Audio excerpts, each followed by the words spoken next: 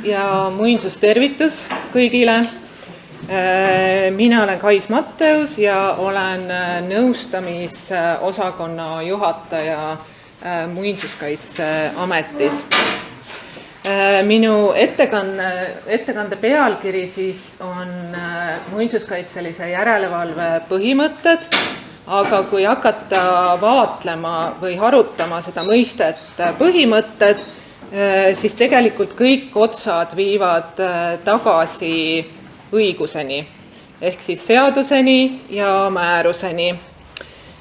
Nii et ma tean, et publikule ei ole võib-olla paragrahvidega slaidid lemmikud, aga siiski, et täna käin ka läbi sellised olulisemad järelevalvet puudutavad kohad siis muinsuskaitseseaduses ja ka määruses, aga räägime ka kõigest muust.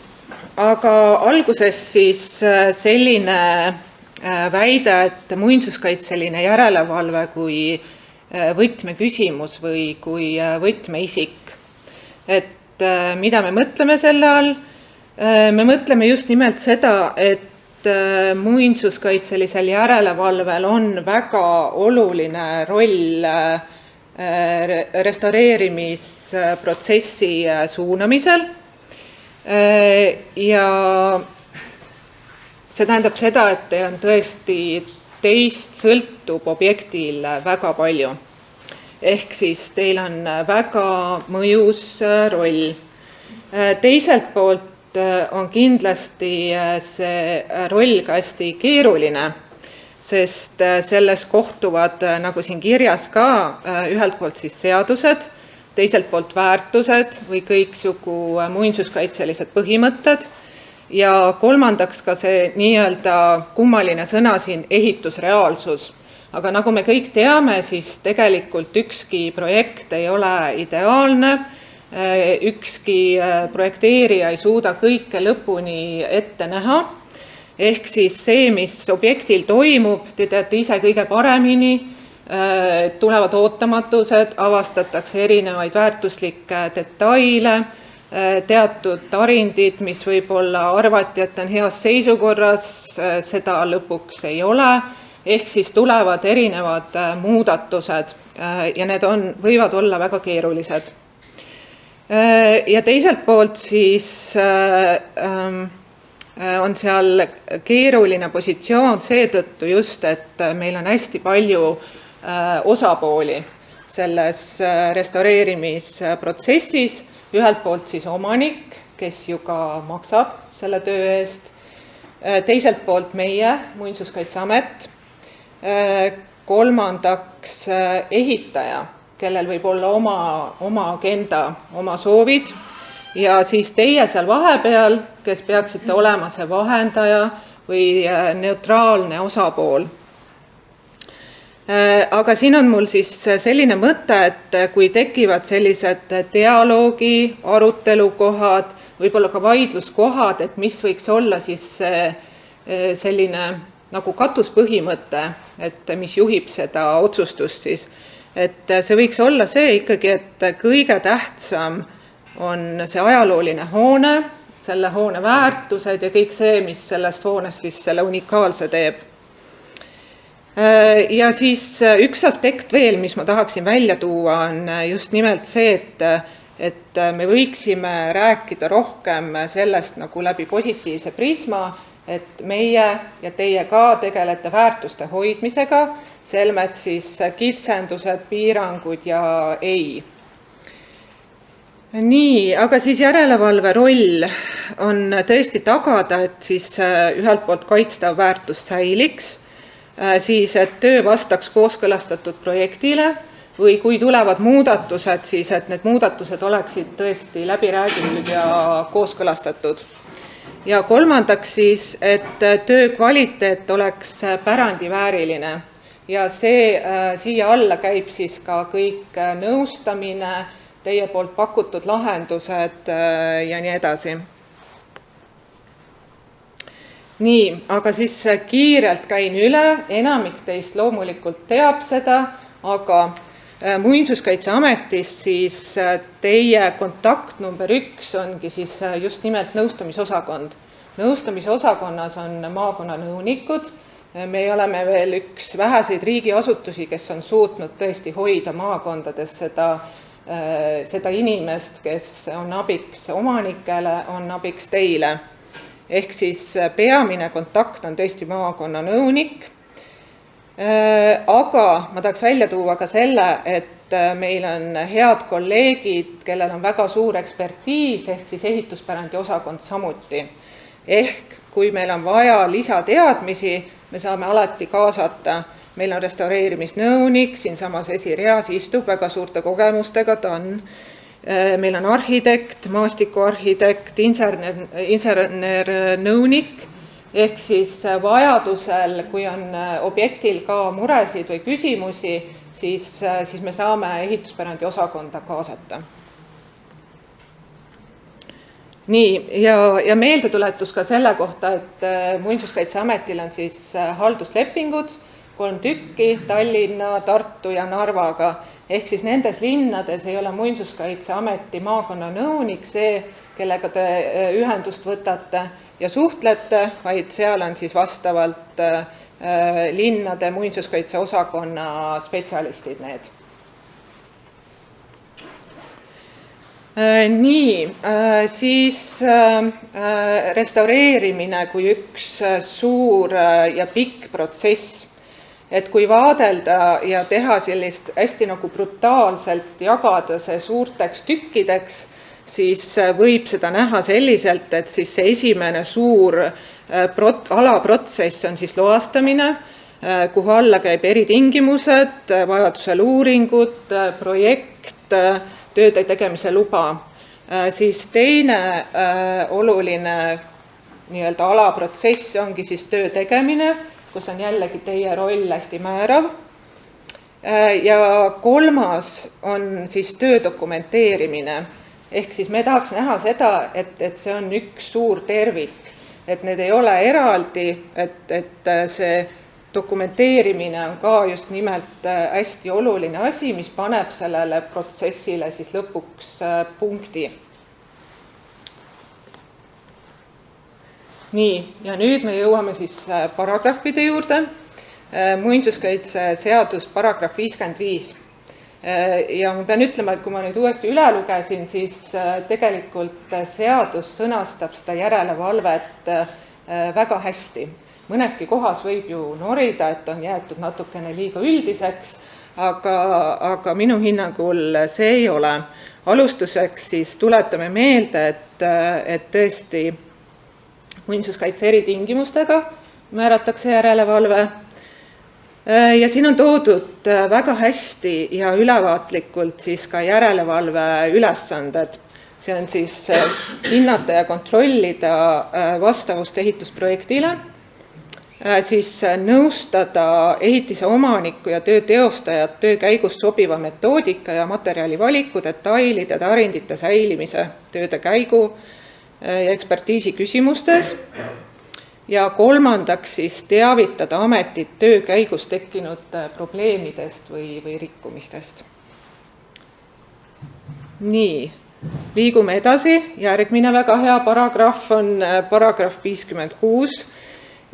Ja see siis sätestab täpselt seda, mida te juba ka huudis ka kõik kenasti vastasite, et aruanne esitatakse ametile siis 6 kuu jooksul pärast tööde lõppemist.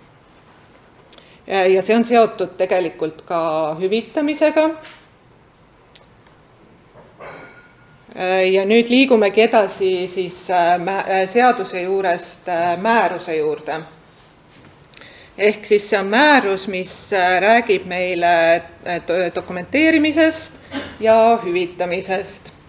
Ja alustuseks siis on siin kirjas just nimelt see, et mida üks aruanne peaks sisaldama. Et samuti see tegelikult ei jäta väga palju lahtisi otsi, vaid üsna hästi ütleb, et mis need ootused on. Et kõigepealt kokkuvõtlik kirjeldus, ülevaade väärtuslike detailide ja tarindite säilivuse kohta, siis ülevaade kasutatud töömetoodikast, meetoditest, siis avastatud, tööde käigus avastatust koos vajalike fotodega ja siin all on siis kõik erinevad lisad veel, et siinkohal tõesti olen alla jooninud, et olulised väljavõtted siis ehitustööde päevikust. Mul on kogu aeg olnud küsimus, et mis asjad on, saad korraks eelmise slaidi panna, et mida mõtleb muinsuskaitse selle all, et dokumendid tehtud tööde üleandmise kohta tellijale, kas sa selgitaksid seda lahti? Et täpselt, kui on akteeritud neid vahepealseid etappe näiteks, sest mõnikord koosneb erinevatest etappidest see töö, et siis seda, kui seda on. Tan, soovid lisada? Kaetud töötaktid. Kas kaetud töötaktid on sinu mõelda? Ei ole. See oli omanik järelevalve teema. Aga mis on üldse tööde üle tellijale ja muinsuskaitse küsimus?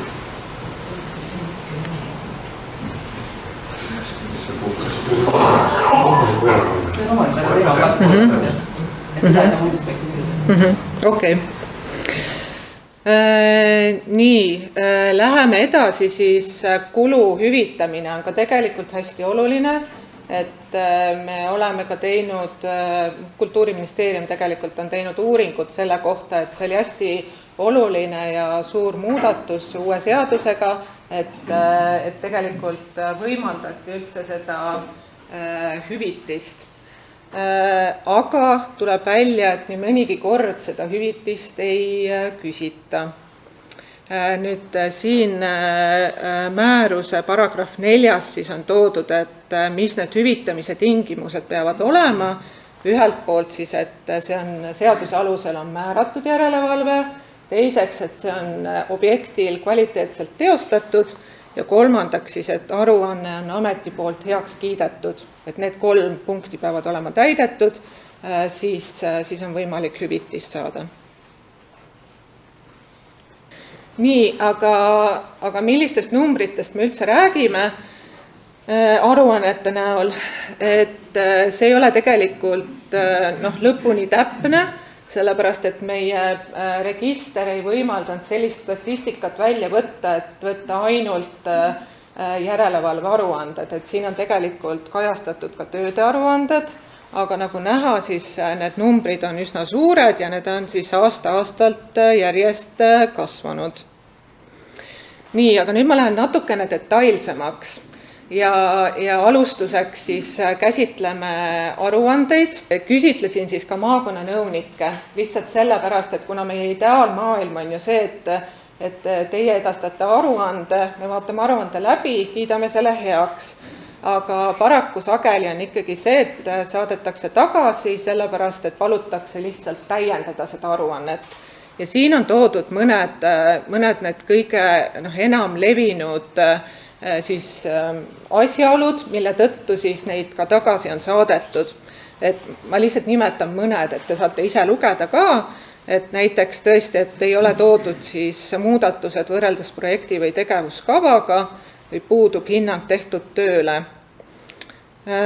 Või siis täpselt see, et on kohati ka tehakse see Ctrl+C, Ctrl+V projektist, et tegelikult me soovime tõesti, et on, ja eriti see, kui on mingid muudatused tööde ajal toimunud, et see aruandes siis kajastuks kindlasti ja need materjalid, mis on muutunud, sest tegelikult mitte ainult meie ei ole sellest huvitatud, vaid on omanikud ka. Omanikud käivad päris palju arhiivis, võtavad välja järelevalve aruandeid selleks, et neil on juba uus restaureerimise tiir peale tulemas. Nad tahavad näha täpselt, mis tooniga värviti, mis värvitüübiga värviti ja kui seda ei ole seal kirjas, siis on halvasti. Nii, aga siis nimetan ka võib-olla mõned ootused, et see ootuste juhtimine on hästi oluline. See on eelmises ehituspäevik, mida selle all mõeldi.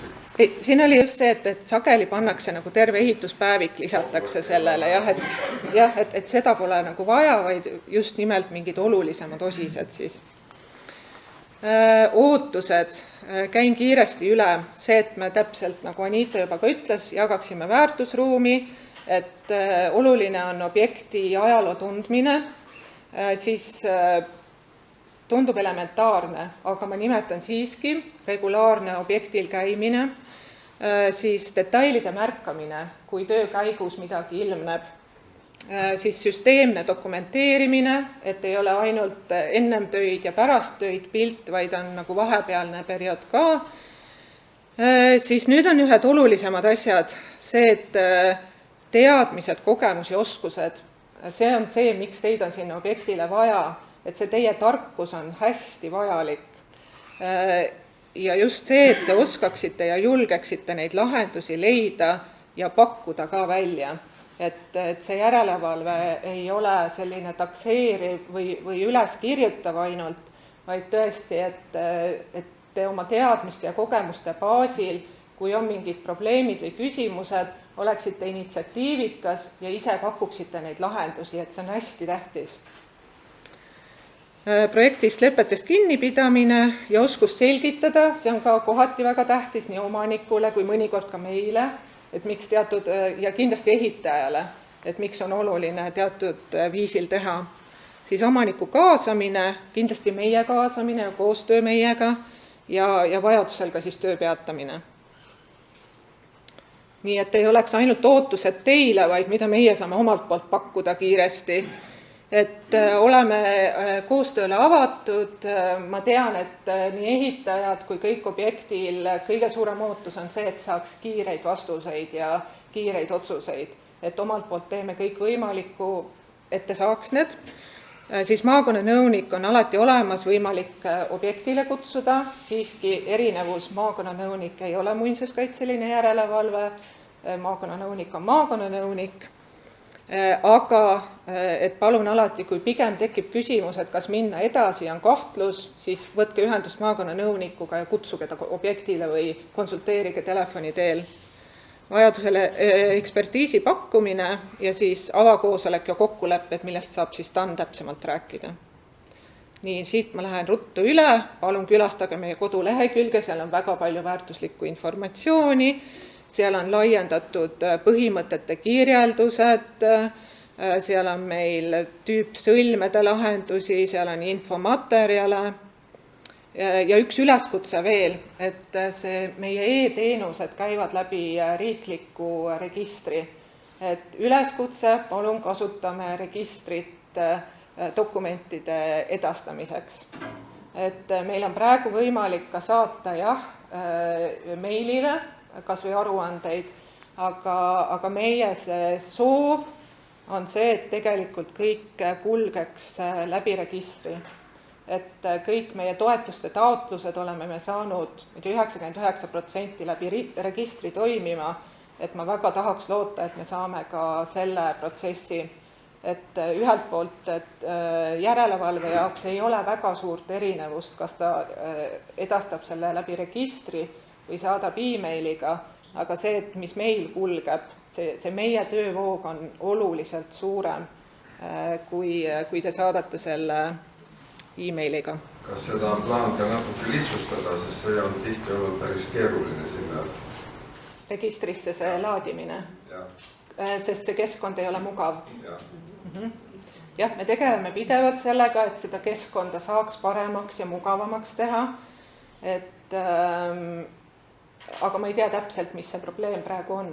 Et päris suur hulk ikkagi edastavad meile praegu ka neid aruandeid ja dokumente läbi registri. Et ma olen nõus, see on natuke kohmakas, nimetatakse juba selleks taaka andmebaasiks meil seda asja, aga siiski, et kui vähegi võimalik, siis teeme seda nõnda. Natuke provotseeriv slaid isegi, ehk siis palusin generatiivsel tehisarul siis teha üks pilt muinsuskaitselisest järelevalvest ajaloolisel objektil. Ütleme nii, et piltide tegemisega ta veel väga hästi hakkama ei saa, aga tahtsin küsida, et kui palju teist kasutab seda enese produktiivsuse abivahendit enda töös, et äkki näitate käega? Jah, okei, üks. Et jah, ühesõnaga üleskutse ei ole see, et hakake nüüd kõik kasutama, aga see, et seda saab katsetada ja et see teatud lõikudes aitab ja teeb tööd kiiremaks, et seda võib katsetada. See aitab materjali kohati organiseerida, tabeleid lihtsustada, teha tegelikult ka märkmete põhjal struktureeritud aruande vormistamisel võib see aidata. Ja me oleme väga tänulikud, kui tuleb ilusas eesti keeles teie enda kirjutatud aruanne, see on kõige parem, aga mõnele on see lihtsam, mõnele on see keerulisem ja kui see on see takistus, miks meie aruandeid näiteks ei saa, et siis võib-olla tasub selline abivahend kasutusele võtta ja siinjuures tuleb loomulikult öelda, et kõik tuleb üle kontrollida, aga olulisem sellisest originaalsest eesti keele kasutusest on võib-olla just see, et olemas on kõik vajalik info, mis ma varasematel slaididel juba tõin. Jah, aitäh teile!